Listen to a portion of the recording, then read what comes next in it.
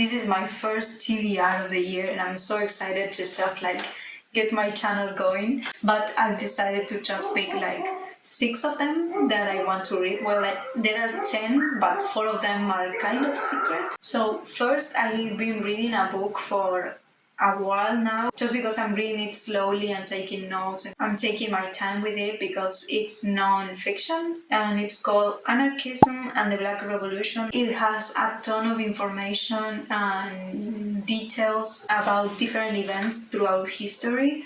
It's mainly focused on the US, so it's not entirely like what I usually read, because I try to read more Latin American authors when it comes to like non-fiction. But I just want to finish it this month, not for a particular reason, just because I know if I just let it go, I could be reading this book the entire year if I do it slowly. So this put a little bit of pressure on me on actually sitting down and paying attention, and because it takes some work and some time and energy to write down the history details, the political ideas and all of this. That's the main reason why I read these books, to get things out of them. The next book is An Interview with a Vampire by Anne Rice. I actually have this old version, like I've had it for a long time.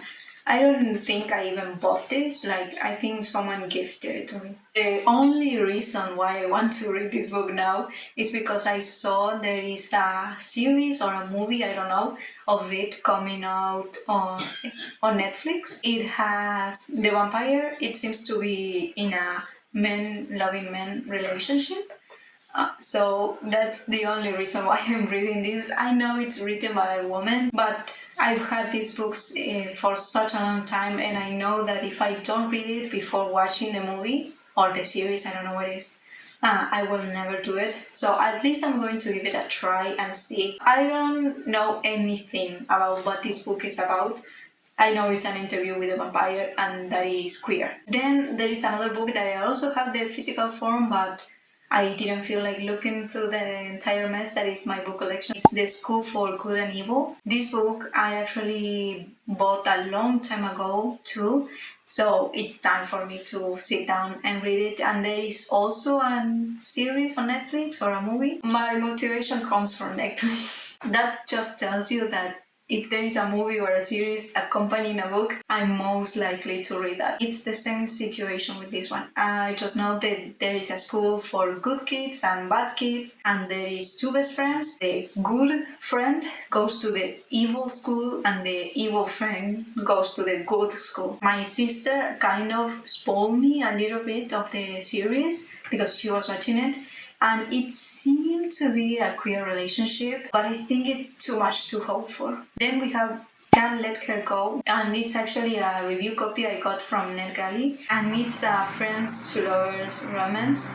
I know I said I was tired of romances, but there is something in this cover, and also I love friends to lovers, so I'm just going to give it a try. Then we have The Way of the Cicadas. It's a dystopian queer fiction novel. It's set in the future, and there was a nuclear devastation, messed up with everything, and now people are living underground because the surface of the earth, it's supposed to be really hostile, with radiation and everything. But then a girl comes from the surface saying that it wasn't so bad. So a couple of people escape from underground and try to survive on Earth. It just sounds so amazing. So this is the book that I'm most likely to read this month, just because it's queer. And lastly, but the book that I'm most likely to read this month is Carmilla, which is a vampire romance book. I think it's romance. Maybe it's mostly horror and gothic, just because it's a really old book, so I'm not sure if there was much romance between women written in that time. But a lot of people love this book, so I just want to give it a try. And also vampires. This book is for me. I will read it no matter what. I'm in the middle, just having so much expectations of the romance, but at the same time having them super low just because of the time it was written in.